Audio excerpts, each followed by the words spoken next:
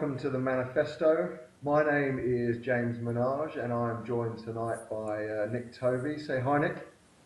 Hey guys, how are we? Yes, I'm Nick Tovey from soulcraft.com.au. James, what's your website so people can get a hold of you? Yeah, my website is manupproject.com.au. So yeah, feel free to plug into either of those sites just to find out a little bit more about what myself and Nick offer.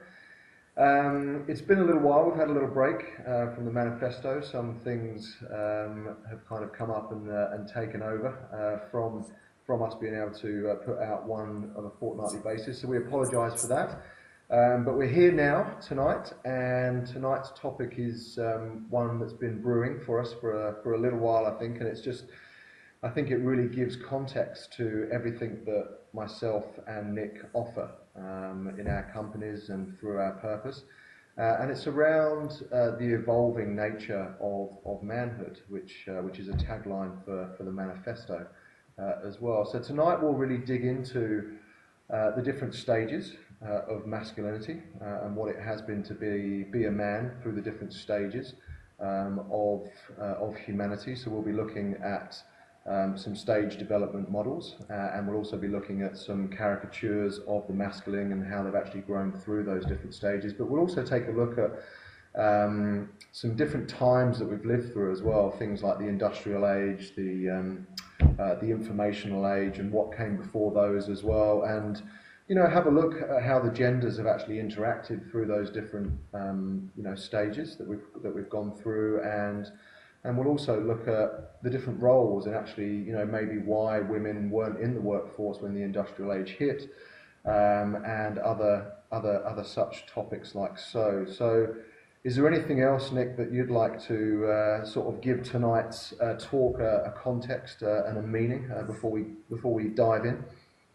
I think you pretty much said it all, mate. It's let's just get into it. I think it's important, and we've touched on many of the subjects that we're going to discuss tonight on our previous episodes. But it's good to just really show a full timeline. I think it is, as you said, the context of the manifesto is about the evolving nature of manhood, and it's pretty clear that we're at a pivotal time in human history. This time is so unique, really exciting, but also really bloody challenging, really difficult. There's lots of things that we're facing in our culture, in our society, in our economics, in our ecology. So we're on the back end of, well, what many people have described as the deconstruction of gender, through the postmodern era, the women's movement, all of that. So it's important for us to just really go back and just see where we've come from, how manhood and womanhood has been defined, what our roles have been in certain eras within human history.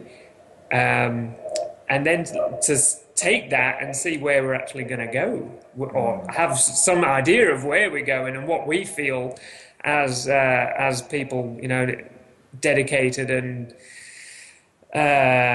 fully diving into what it means to be a man in this world today. So what we see as being a vision for the future of manhood, I think that's not only manhood but the human race. Yeah. Let's. Yeah, I think that's important. That you just said there with regards to actually having a vision of what we're going to be growing into, and I think that comes back to having a map, and it's important that we do have these maps, in order to know where we're actually going, because we're much better off having a map, flying over the Rocky Mountains, for example, than not having a map, not having a map. And a lot of people do say that the map isn't the territory, and that is, that's very true. But but to traverse the territory, I would certainly rather have, a map to actually look at and to guide us, and and then to kind of, you'll realise how inaccurate the map is sometimes when you're walking around in the territory, and then that's a good chance for us to actually just kind of come back and rewrite the map as well. And because I Well, think we all have GPSs nowadays, mate. yeah, no, that's true. That is true. That is true. We've got but what's yeah, we've all got navmans. There you go. It's even called a navman as well. So we don't need this show at all anymore. We'll just all go and buy navmans and we'll be all right. Yeah, we'll be fine. Yeah. So, all right. Well, let's start. Let's start towards the beginning. I know some of these stage development models. A lot of it isn't particularly relevant for today's society. We are living predominantly with a centre of gravity between about sort of 3 to 4 stages of development, but I know lots of stage development psychologists kind of map out about 7 or 8, even though they could kind of be about a dozen in there, but for complexity reasons they generally bring it back into about 7 major stages of development that we've grown through. And humanity has been growing through, these stages of development for about the last 300,000 years, but we also grow through these stages of development, all human beings, we all start off individually, none of us start off at an integral stage of development, and it's very, very important that we actually all grow through these stages of development.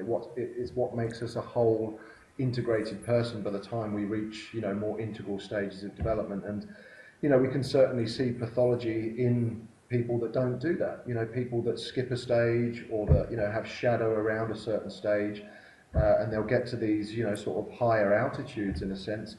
And, for example, we wonder why, I would say that a big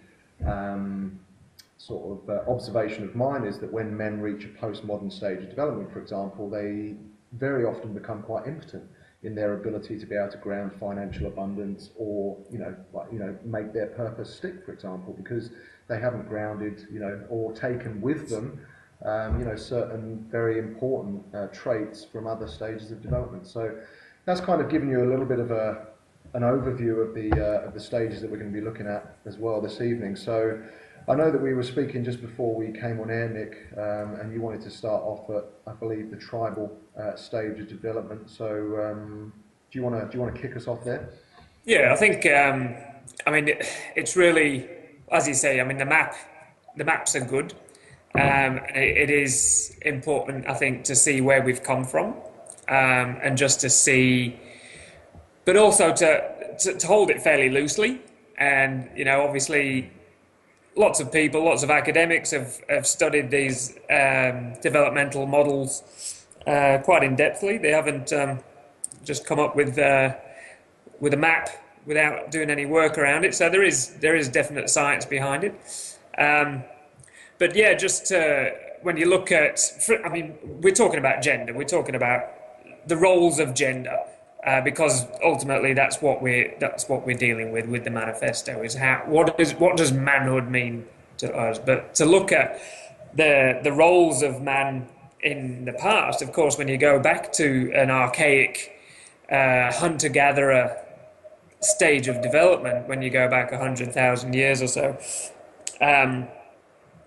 the roles in those societies were fairly clearly defined. It's hard to say because we weren't there, but it was very much about power, for the man. It was about protection, and it was very much about force and power and very raw, primal sort of instincts. When we look at Maslow's hierarchy of needs, where the archaic worldview was very much operating from the base physiological and safety needs that Maslow talks about. The first 2 stages of the needs hierarchy.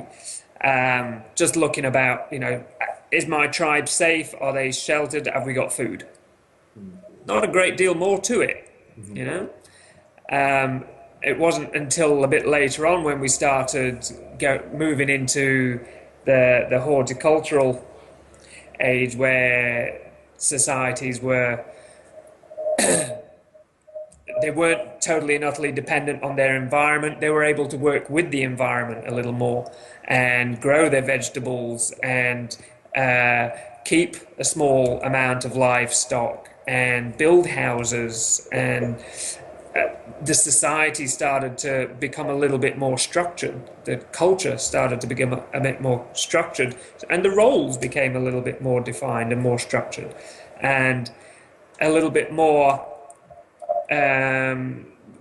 connection within individuals and within groups.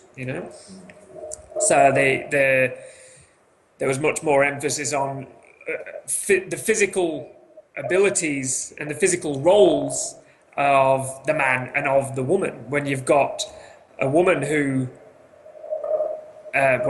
ultimately from a physiological perspective, her role is to bring children into the tribe and to the family unit. So when she's pregnant, she can't very well go out and hoe the fields and plough the fields with an ox or a horse.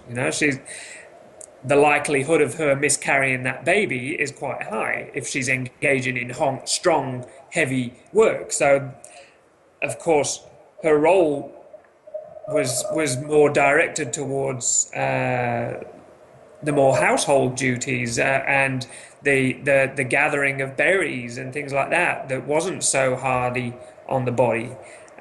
So you can easily see how our physiology was quite important in the defining of those roles back then. And it's not to say that the woman wouldn't be able to go and plough the fields, of course she would, but ultimately she needed to make sure her baby was going to be safe, and then the worldview around the horticultural age was very much a magic worldview. So we're looking at mythology, and we're looking at the gods that are responsible for a good crop yield. So a lot of the gods and the the deities around those periods were female gods. So it was much more of a matriarchal worldview from that magic perspective. So looking at the mother god, and also the masculine gods as well, from the fire and the different aspects. The sun god was masculine, the water god was feminine, the earth was obviously feminine, Mother Nature. But then you also had the green man, which was the masculine aspect of Mother Nature, the protector of Mother Nature. So all of these mythological deities that were highly sought after. So you can see the roles of gender even came into their mythology, into their worldview, how they created their spiritual practices and how they interacted with those back then. And then we move into a more agrarian age where the technology behind our farming increased, so we were able to use much more. We were able to toil much greater areas of land, and then the emphasis was more on commercial gain. So I was not only growing and tending crops for my family, for my tribe, but also to sell. So it became much more of a commercial prospect. So again, we start moving into more of an industrial worldview, where we're looking at success as being an emphasis on the masculine. So the material gain from the money that I can get from selling my crops, from selling my wares, from whatever it is that I'm selling, that started to redefine my role as a man within the tribe, within society. Back then, society is starting to grow as we become more and more successful as a society.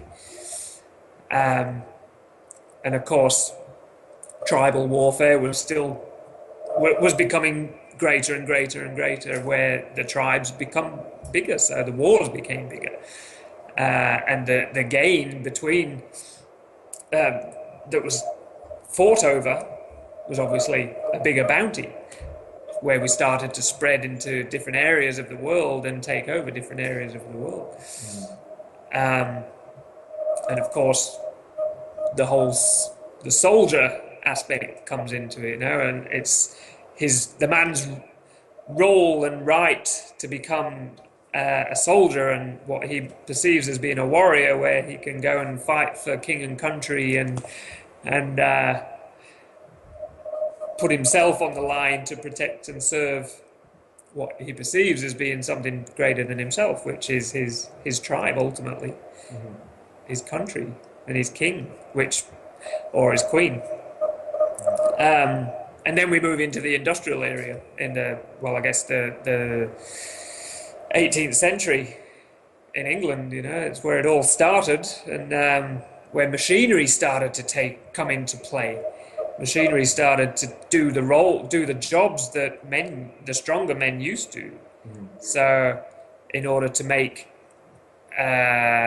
commerce a much more efficient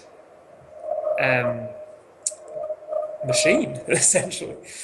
And again, so we're in this position where potentially the women can go and work in a factory because the machine's doing the work. It doesn't necessarily take a great deal of physical strength in order to operate the machinery, but there was much more emphasis on that being the male role.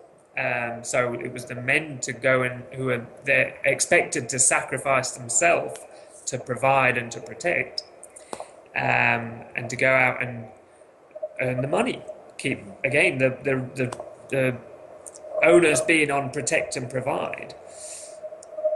And then, so when we're looking at now, we're in the industrial area. So yeah, late 18th century through the 19th century, and then we enter into the beginning of the 20th century, where industry is obviously important, but then we have the wars, the world wars, and how, the First World War, I heard a statistic the other day where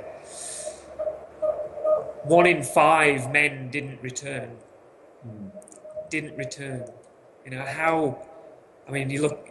We've talked about Warren Farrell before, and what he talks about, how men are the expendable race, where that's a phenomenal amount of men just dying, sacrificing themselves for what? For the country, putting themselves on the line, going out. And those, the other 4 out of the 5 that did return didn't return very healthy. Returned very, very broken. So you can easily see from that, our fairly recent history, how those influences have played out in our society today. It's only a couple of generations ago where the pain and the anguish and the trauma that was associated with the First World War and then the Second World War has then filtered on through to our parents and our grandparents and ultimately us. And then after the Second World War, everything started to be reevaluated. We started to, one of the key aspects, I think, there was the fact that because of the war, a lot of the war effort for the feminine was actually working in the factories and in the munitions factories, in supporting the war effort. Whilst all the guys are out there fighting, putting their life on the line, the women were in the factories. They were doing the jobs that men had previously done before the war broke out, and actually keeping the country going. Back in England, back in Australia, and in the West, and of course back in other areas of Europe and Asia too, when they entered into it. So you can see how things started to shift there. So after the war, after the Second World War, you can see that, not long after, in the 50s, there was a lot of the women's movement was really starting to take a bit of momentum. It was done on there was some fairly powerful voices in the women's movement, but it wasn't taken very seriously until in the 60s, when we had the biggest cultural transition that we've experienced as humanity, I think, where the transition from the modern into the postmodern era, where everything was just reevaluated. You know, people were standing up against power, up against the previous norms. You know, people going out and growing their hair, taking drugs, having free sex. The music changed. Everything started to become colourful. I mean, you just look at what I find really interesting. I can't remember what it was. I was watching a movie the other day in the 1950s in America, and all the men dressed exactly the same. Everyone had a suit on and a hat and a tie. You know, there might have been some subtle changes in the shade of their suit or the size of the brim of their hat, you know, but not much. Yeah. Not much at all. They all had short back and sides hair. It was like looking at a robot factory. They'd all come out of the same mold. And then it was in the 60s, that was just all totally challenged. The revolution. Let's wear colour. You know, men wearing colour. Men growing their hair. Men dancing. Men singing. Men... well, ultimately, what was happening was the feminine essence, the feminine spirit had become alive, had become, and it was like a flower blossoming. You know, that's what I see is this flower, and the smell, and the color, and the light, and the joy, and the frivolity, and the fun of the feminine spirit, the divine feminine, however I want to describe it, was emerging, was set free. And of course, all of the things that come with that was women's power. Women standing up for their rights and having a voice, but also supporting that too. And Warren Farrell being one of the key supporters in the women's movement in the 60s. And we had not only the fashions and the music, but the ideas. You know, the fact that war was a bad thing. You know, straight again, that's a feminine idea. That's a feminine spirit idea. The fact that aggression and violence is not the way to solve problems. You know, so you had all the protests and against Vietnam, and you had the human rights movement in America, where with Martin Luther King and Malcolm X, and you know so it was about a recognition that people of all shades and all sizes and all backgrounds have a right.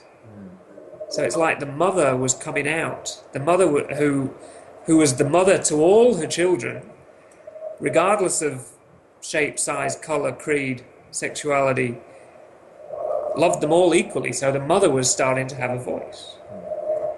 And of course, this was when gender started to really become questioned, which is, I see it as being obviously a massively important part in our human story, and a really beneficial part of the human story, and one that, you know, sometimes it's quite easy to look at some of the negatives that came from it and feel victimized and feel, oh, you know, feminism's a bad thing and all of that sort of stuff. And, you know, there's definitely some aspects of it which aren't healthy. And everyone who is a serious examiner of that without bias can see that. You're a brave man, Nic, totally. I know. You're but a brave hey, man. shoot me, ladies. But I'm an absolute feminist advocate. I am. But I'm not in favour of any anything that oppresses anyone else or anything that polarizes, because that's not where we need to head. It's about unification. It's about recognizing the gifts and the qualities in all of us. And of course, one of the big words that have been thrown around since the feminist movement is the idea of the patriarchy, the idea that the world has been run by men, so all men are therefore the bastards, the oppressors, the ones that have all the power. But when you actually look at the effects of patriarchy, because there is absolutely patriarchy, and it's still very much alive in many areas of the world.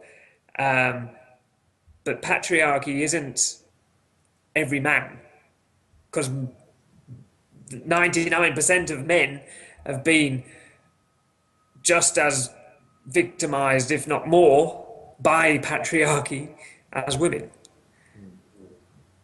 When we talk about, it's the patriarchy that decides that men have absolutely no choice to go to war, where there's a draft, and if you are an objector, either you're breaking the law or you're totally shunned from society because you're a coward.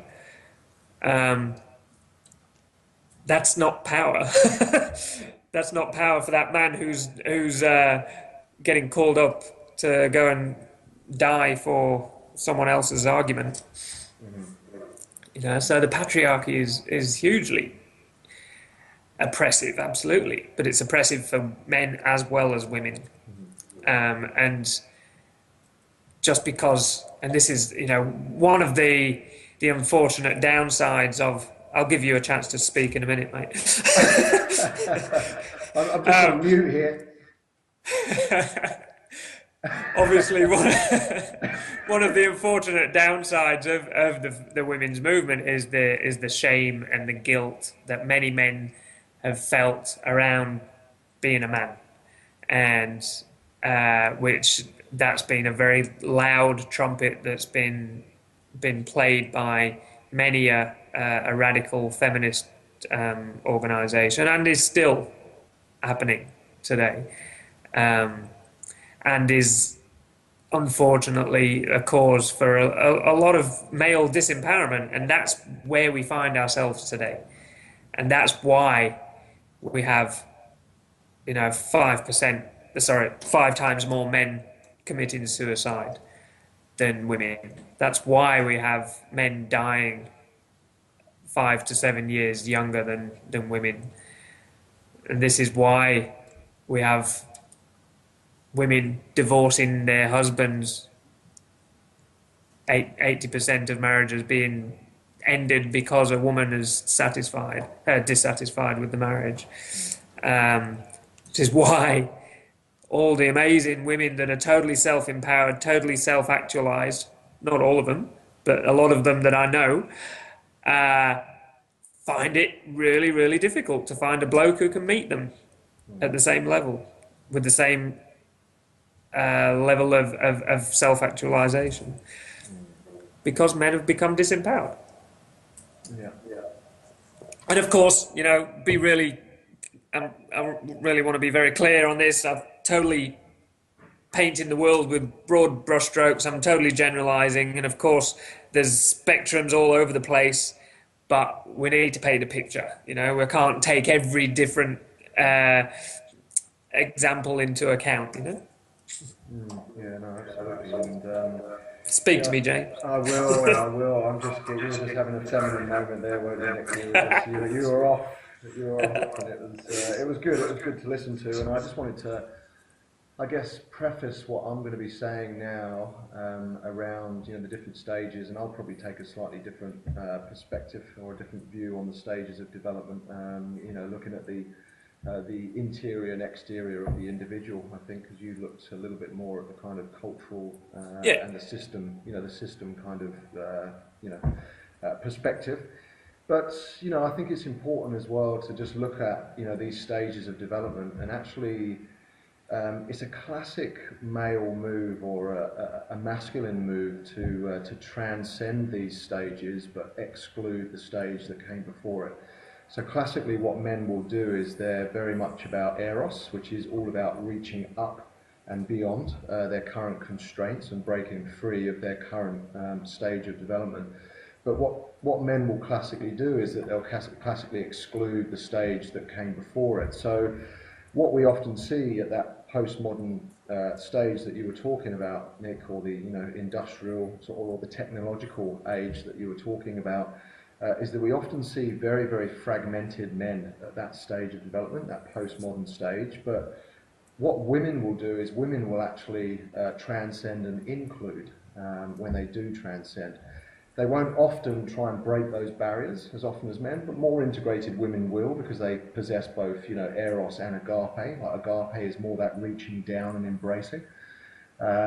So classically at that postmodern stage of development, men and women are just a really bad fit for each other, because men are generally fragmented, as I said, and are just really sitting at that postmodern stage of development. And I've just started writing a book, and I've been asking women, I've been sort of defining the different stages of the masculine, and I've been asking women what it's like to be with different men at the different stages of development. And what a lot of women tell me about that postmodern stage of development is it's like going out with a woman. Because they've really embraced and embodied a lot of their feminine qualities and their feminine traits, which is fantastic. But what they've forgotten to do is they've forgotten to integrate the masculine with it. So they end up being very, as I said earlier, very fragmented, and they almost err on the side of being too feminine and a bit too soft. And women at that stage of development have really embraced their masculine, and so they eat men alive at that stage of development generally. So they're just a really, really bad fit. But so looking at the stages that come before it, and also maybe some of the neuroscience that correlates with the stages, we'll look at that tribal stage of development that you spoke about, or that instinctual stage of development where everything is really run on what I would say is the reptilian brain. Yeah. And the reptilian brain is just is literally the hierarchy of needs for a reptile is safety, sustenance, and then sex. So it's the three S's. And when the reptile comes out of its burrow, it wants to know that it's not going to get eaten. And if it's safe, then it will come out and it will look to, it will sleep, it will forage for food, it will breathe, and all of the other instinctual things that we need to survive and to thrive in a sense. And then and only then will the reptile actually look to fulfill its third hierarchical need, which is sex, to procreate. And it's really important to remember as well that we still have, as human beings, we have that reptilian brain, which is also referred to as the brainstem, and it's the oldest part of our brain.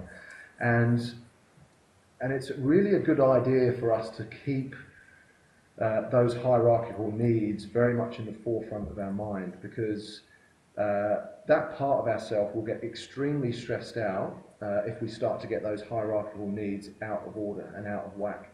So, for example, lots of us at let's say orange kind of modern stage of development, in order to get sex, we'll put a lot of nice things on our credit card, like a nice fast, flashy car, really nice designer clothes, those things, in order for us to get laid. And what we're doing there is we're creating basically a breach of our first hierarchical need, which is safety and survival, which for a lot of men always translates into money and financial security. So you can see there that how we can start to get ourselves in trouble and really start to stress the system out by ignoring what's come before, and transcending it and excluding what's come before. So it's really important for us to recognize that we do have those instinctual needs, and if you start to get those out of whack, and you mentioned Maslow's hierarchy of needs, and that's a very, very similar stage development model to what I was just talking about, or the first sections of it are anyway. So that would be that stage. And then I wanted to break down the stages of development into maybe the next one that comes before it for the individual is the egocentric or red stage of development, which we don't see a huge amount of men operating as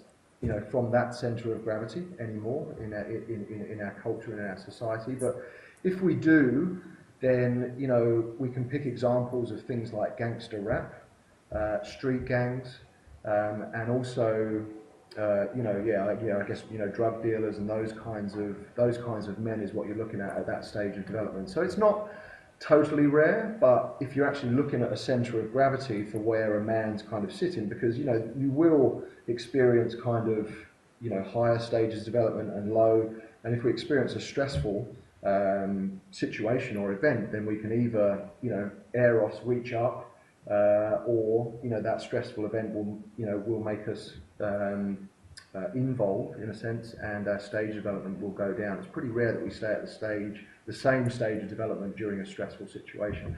Yeah. So that's kind of the egocentric red stage, which is where everything's about me. It's very much what can I get out of this? It's my way or the highway. And if you're painting a caricature of it, then I guess we've already looked at the macho jerk in a few of our previous podcasts. So that would be describing that stage of development. And the next stage, I mean, you just look at some of the politicians we see on TV, and you look at CEOs of major corporations which are totally and utterly raping the planet for their own gain, their own power, their own greed. They're most definitely operating from an egocentric stage of development. Like yes and no. I'd kind of say that that would be like ethnocentric as well. A lot of those guys are very ethnocentric in the sense of they're not too. I would say what you were just speaking about there is more of a postmodern sort of perspective, i.e. the world. So there's definitely ethnocentrism which comes in there. So I would say the CEO is definitely concerned about he's obviously got those concerns. We all have egocentric concerns, but he's definitely concerned about his family generally. And a lot of these guys have very, very, they're actually very benevolent at that stage of development. They want what's best for their children, their wife. They always want their kids to have, better schooling than they had, for example. Not always, but I'm just kind of, again, just generalizing here. And, potentially they want what's best for their company as well, because if their company's not there, then how do they make their money as well? So I would agree with you in part, but I would also say that they often, transcend that egocentric stage. I'm not talking about all CEOs, but sure. I think when you when you brought the example of a gangster, there's plenty of gangsters that are in big business and that are totally in it to abuse and rape and take power away from everyone else. And most definitely he's not necessarily concerned for the needs and welfare of much more than his very small sphere of influence. Absolutely. And they rape everyone, and they try and rape everyone but themselves, but in so doing they end up raping themselves as well. And it's a very destructive stage of development. And but listen, it can be looking at it as well, it can be it's better than what came before it. It was the men that basically wanted to evolve, and they felt that need to evolve out of the tribe. And they needed to go off and do their own thing, and to, which was a very, very important stage of development for humanity to go through that. So it's very important for us to acknowledge that as well, and that we don't brush over and say that, it's all bad, because these are very much kind of built on spirals, these stages of development, and we need every stage of development in it. The spiral can't survive without what comes before it. So I hear a lot of people slag religion off, certainly at a postmodern stage of development as well. And they really bag religion, and it's so much better than what came before it. And that's what came before religion was that red egocentric stage, which is where might is right. It's an eye for an eye, and we needed to put the fear of God in people, for people to step back into line and to bring that masculine energy back into line and into a more conformist feminine stage of development, or blue stage of development. And I think it's really, really important that, obviously that happened and it needed to happen because, we were starting to see, lots of unhealthy expressions of that red stage of development. And then, the blue conformist stage came in. And, my caricature of this stage is the way of the dutiful son, which is very much around the guy that, thinks that his core belief is that, if he sort of, toes the line and follows the rules, then he'll have a nice, comfortable life. Yeah. Which again is better than what came before it, but it can just end up being a little bit boring in a sense, and there's just not much that gets achieved in that stage of development. So that's kind of the shadow of that stage of development, and so it's. Well, it's the thing. They're all limited, and that's what we need to recognise. And I mean, that's the whole purpose behind the evolution. When you look at it, it's all around. I mean, the evolution doesn't happen because it just wants to. Evolution happens because the next stage is better and fuller and more true and more right than the previous. Yeah. It's not that the others are wrong and bad. It's just that as you say, we're gradually moving up the spiral. So our perspective of what is for the good, the right, and the beautiful is growing as we evolve up the spiral. And I think just to come back to where we've been before is just recognizing where we're at now, and how important all of these previous stages have been, and that right now we're at a moment where we can, for the first time, and this is what's really unique about this time that we're in now, is that really this is the first time that we're actually aware of our own evolution. And with that awareness, we can actually participate. Yeah. We can actually be consciously engaged in our own evolutionary process. Yeah. And I don't think that that's happened before this time. Just because of where we're at technologically, where we're at intellectually, where we're at the stage of development, Mm-hmm. Yeah, absolutely, and it's it's an amazing time to be alive, and it's something that if we sort of can wake up to, then we can actually sort of participate in this great unfolding and of what people are calling like some great minds of our time, a momentous leap from first to second stage or second tier thinking. And it's going back to where I was at that blue conformist stage, I think it often gets a bad rap, but I think there's so many great things that have come out of that stage, of development as well, some really great things. And if you're correlating that, along to, the neuroscience as well, then, I think that's where we're looking at the mammalian brain, of where we have the ability for love and connection, and emotional expression as well at that age, albeit a little bit, limited. And I think, men at that stage of development, generally, it's a more traditional role of the masculine at that stage. So it's very much around being a provider and protector.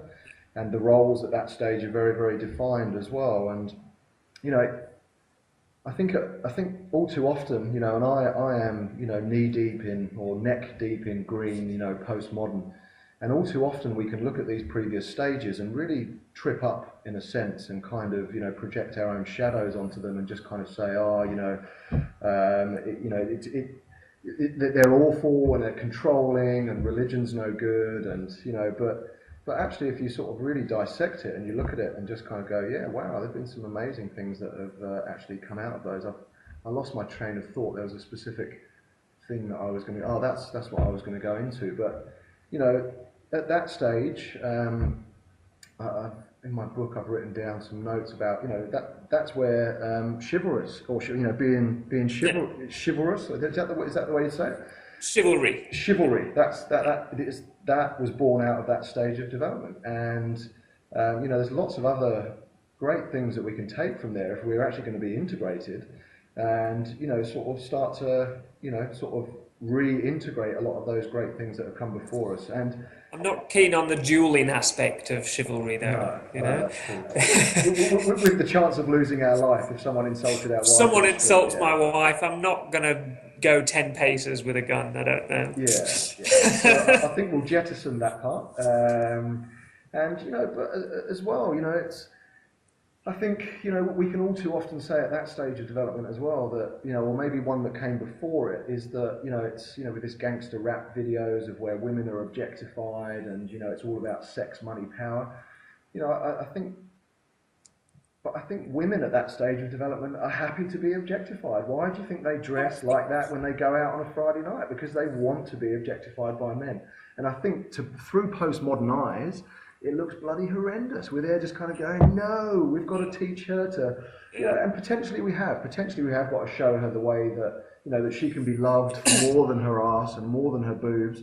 But where she is at that current stage of development, she's very happy, and the guys are very happy to objectify women as well. And, rolling on to the next stage of development, which again was more of a masculine stage of development, that orange, sort of, capitalist, way of, win, play the game to win, which was, again, which was very needed. It was very needed because the blue conformist stage was quite controlling, and we really needed to break out of that, and we did. And again, quite often it's been men trying to impress women that have created these evolutionary impulses forwards, and trying to sort of get the hottest or the best looking girl, or whatever it might be. And it's a great thing that we need it to evolve. And it's very often, that's why most of the sort of great spiritual teachers of the past have been men. Lots of the great luminaries and the great minds, not to say that there aren't great minds that are women, but a lot of the time it's men that are trying to impress women that creates that evolutionary urge to push forward. So at that stage of development, it was very much around, material gain. I think you've mentioned it. But again, comes with a very, very, what's called a performative contradiction, in the sense of it just leads to burnout. You're raping the planet at that stage of development. It's all about, what can I get out of it? And they say it's world-centric, but it's very much lip service at that stage of development. So again, the environment, comes off second best. And it's only really when we move into that postmodern stage of development, which, is truer and broader and deeper than all of the previous stages, that we start to really embody that world-centric stage of development. And this is kind of now correlating it to, the neo-mammalian brain and also the prefrontal cortex, where we have the ability for connection, language, having a choice to break our primal drives and our primal urges, as well. So very, very quickly wrapped up, because I can see that time's rolling on. I've kind of rushed that last bit a little bit more than I wanted to, but yeah, we now come to that point where I started, where I was talking about men being pretty fragmented, and women just really not enjoying what they're seeing of men and the masculine at that stage of development. And I think now it's really time that we move into that tipping point from first to second tier thinking, up to the integral stage of development, where we can really, really see the benefits of all the stages that have come before and the truth, and start to embody all of it in their healthy forms, and really create and co-create a future together through purpose, through family, intimate relationship, and everything else that our life entails. Yes. Meta view of what's going on with evolution, and I agree. Yeah, love it. Absolutely. Ho to that. It's but I mean, like we've said, it's really just important to see, okay, this is really where we're at and where we've come from. So these are the issues that we're dealing with, and to see why it is that like you expressed, a lot of men at the postmodern stage of development are embodying much more of a feminine essence, because that's been a response to the uprising of the feminine and the goddess in society, which has and also the message that we've received to saying, you know, the patriarchy is bad, the masculinity is responsible for all the problems in the world. So ultimately, without anybody actually saying, okay, masculinity, there are aspects of masculinity which are really, really bloody good, you go into shame and denial of the true nature of what it is to be a man. You know, it acts its most mature, at its most beautiful, at its most bloody useful. And it becomes shadow, and we cut off from it, and we start to have Exactly. so much charge, like, you know, around lower stages of development, you know, around that more traditional or egocentric masculinity. And Yeah, it's really a case of us now grabbing the healthy stuff from that yeah, and pushing forward. yeah. And the thing is, and what I see a lot in some of the earlier expressions of the men's movement, and I still see it from time to time now, is it's it's like this pendulum swing of a reaction, you know, a victimhood reaction to, okay, the feminist movement has done this to us, we're going to take back our power and we're going to be strong masculine men. Maybe that's not your nature. You know, maybe you're not a strong masculine man. Maybe you, in your nature, have some really great feminine qualities, but maybe you've denied some of those masculine qualities because of what's happened, because of the messages we've received, because of whatever sort of conditioning you've received from your parents, from society, from your schooling. You know, we see it. So, I mean, our whole education system is a feminine model. It's a feminist model.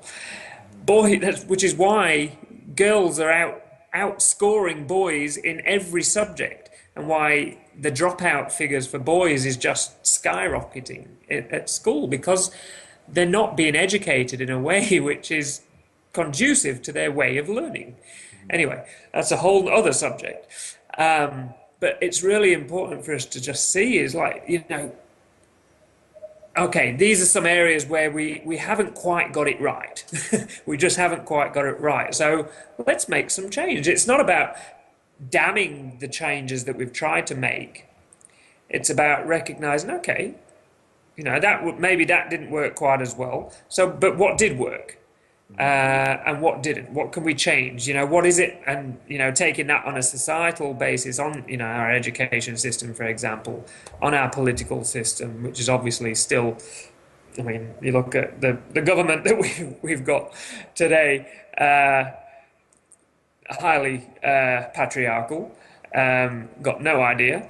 Anyway, we won't get into into a political discussion, but you can see how it's still, you know, that patriarchal worldview is still very much alive in a lot of areas of society. But also, on the flip side, you know, I've had quite a bit of exposure into community services and education system, where it's a totally feminist biased model, where men are still considered, all men are potential rapists, you know. And I mean, for example, I've worked in areas of domestic violence where the education system, the legal system, is in no way equipped to support men in that situation, whether they're the victim or the perpetrator.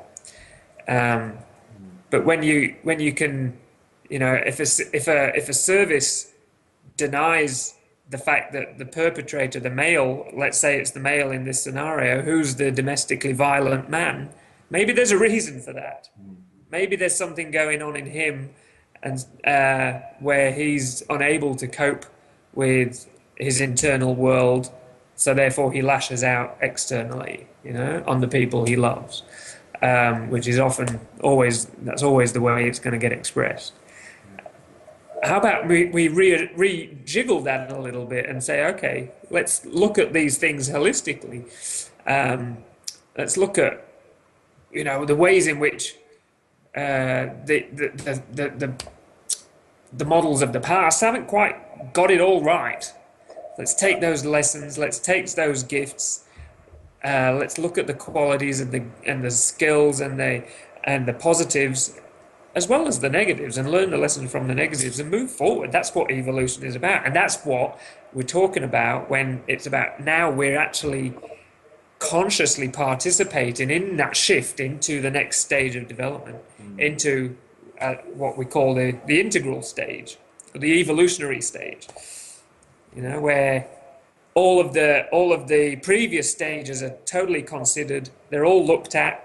All the goals, all the triumphs, all the wins, and all the losses are really clearly examined and embodied and utilized to then move forward into the next stage. Yeah, and let's, because I think very often when we're speaking in this kind of meta language and meta view, it's just, it can feel quite overwhelming to men at home or even women that are plugged into this podcast. But let's just kind of distill it back into, how you can actually make a difference in this. And, what these stage developmental psychologists have actually been studying with all of these different stages is that there's something called a tipping point. And it's when approximately 10% of the world population reaches the new stage of development, the new emergent stage of development, that there's just a huge shift, and everyone below it, or every earlier stage of development, doesn't come up to that new stage of development, but they embody their own version of that new stage of development at their stage of development. So at the moment, there's about 4% of the world population that's sitting at this integral stage of development, and so we need 6% more of the world population to create that tipping point. And I think to say that it could potentially be like the biggest, or it is going to be the biggest shift ever in human consciousness that humanity's ever experienced, but it's also, and we're going to be looking at things like world peace. We're going to be looking at, lots and lots of amazing things that we've been just crying out for the last 60 years in the postmodern stage of development, which have never actually been able to, you've never really been able to gain the traction in that worldview to create the change that you needed. And there's the performative contradiction at the postmodern stage of development, is that there's a lot of talk but no action, because it's quite feminine in a sense. So yes, you can absolutely, by doing your yoga at home, by meditating, by doing your shadow work, by coming and having coaching with me and Nick, by coming to our men's groups, you can get yourself up to these more integral stages of development, and you can help to create that tipping point. So as much as we've been speaking on a very, very kind of big view tonight, distilling it back into that sort of, what can I do to create this tipping point? You can just get involved in your life practice and just make it happen. Yeah. It's just it's a big battle cry for me. This is a part of my vision and my purpose, is to get this integral stage of development happening in myself and then in others. I'm really trying to ground it as much as possible in myself first before I, because obviously I can't teach anyone about that until I have. So make it happen. No more excuses. Humanity and the world needs it. Absolutely. And let's just not sit on our asses anymore and watch and think someone else is going to do it for us. Absolutely. I mean, and as you said, I mean, it can come across as quite an overwhelming, enormous, monumental ask of an individual, and to some extent it is. But there's also a part in that where we actually need to answer the call. Because we have no choice. We really don't. We have no choice. We can't go back. We're not going back. Things aren't going to stay the way they are, because the state of the world and the state of our affairs is absolutely needing this shift in consciousness. And it's no accident that it's all happening at this time in the whole story of the planet and humanity on the planet. Because this is what is necessary in order to survive the challenges that we're facing, and So we could, yes, that is a daunting task. Yes, it's overwhelming, but also there's positives in there too. It's about not only contributing in the betterment of society, in the betterment of humanity, and the betterment of the planet. It's creating better connections with your kids, with your partners, with your colleagues, with yourself. It's about really getting to the nitty gritty around how are you showing up in your relationships. How are you showing up in your work? Are you one of those blue conformists that's going and mindlessly doing a job which is sucking the life out of you because you feel that that's your obligation? Or is there something more potentially for your life, And it doesn't necessarily mean earning less money, but hey, it might do too. So what's more important? It's about reevaluating those questions, just asking those big questions of yourself. What is important to me? How do I want to live my life? How do I want to be experienced by those important people in my life, by my kids, by my partner, by my colleagues, by my friends, by my potential partners, if you don't have one. Yeah. This, what it comes down to, is really asking yourself those deep questions, important questions. For sure. And I think just before we wrap up, there's something that came to me when we were talking about evolution, and I've seen it a few times on Facebook recently and other forms of social media. There's that, that classic kind of Darwinian depiction of evolution, and then there's a guy like a caveman at the end of it, and he's just going, right, turn back, we've fucked everything up. And I'm just kind of, what we said there is that there is no going back. And it's not we haven't fucked everything up. That's a real postmodern way of looking at what's happened. We've certainly made some mistakes, but now is not the time to go back and start embracing lower stages of consciousness. But now is the time to actually push forwards onto this second tier and start to broaden and deepen our love for ourselves, the planet, and get some action going on as well. Yeah. So let's wrap up on that, Nic. Yes. I know you've got a program to help out with that tipping point. Absolutely. Yes. Over to you. Just unleash and tell us about it. Well, I won't rap on about it too much, but I just last week launched a groundbreaking new dynamic psycho-spiritual journey.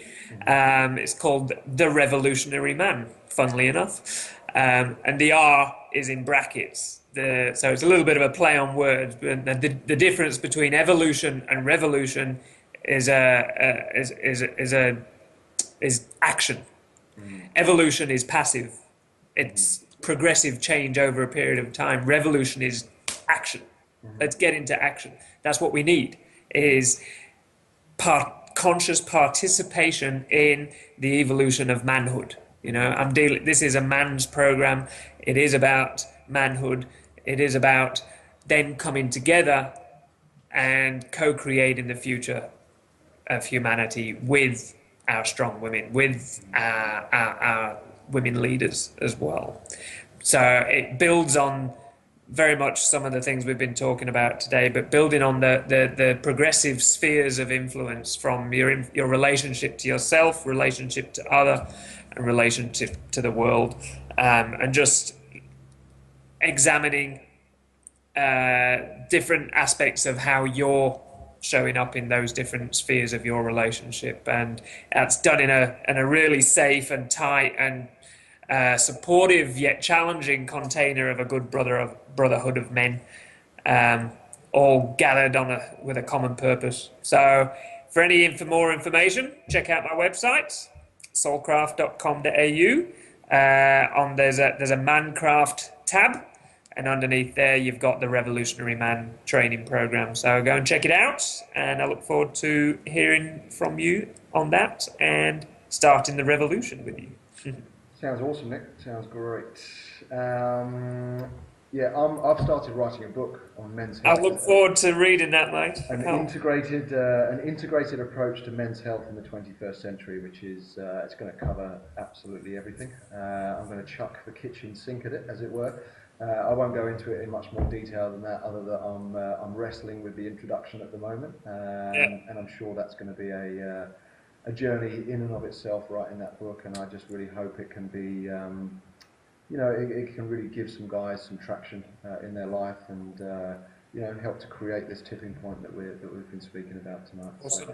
So yeah, for any more information on coaching, men's groups, or workshops, retreats as well, then go to my website, which is manupprojects.com.au, and you'll find all the information on there. So let's wrap up this episode, Yes, episode 6 of the Manifesto. Feeling a bit charged here, mate. It's I'm not going to sleep for conversation. hours. It's a good one. Yeah, absolutely. The evolutionary impulse is alive and kicking within my belly. I feel so erect and masculine when I speak like this. It's just kind of like bang, somebody stopped me in a sense, yeah, it's great. Love it. Love feeling like this, and this is what men need to experience in their life. It's all about this urge and this kind of let's make things happen. So without going into it again, we could go on all night. Let's call it a day. Yeah. See you guys. Thank you. Buddy. See you later. Take care. Bye bye.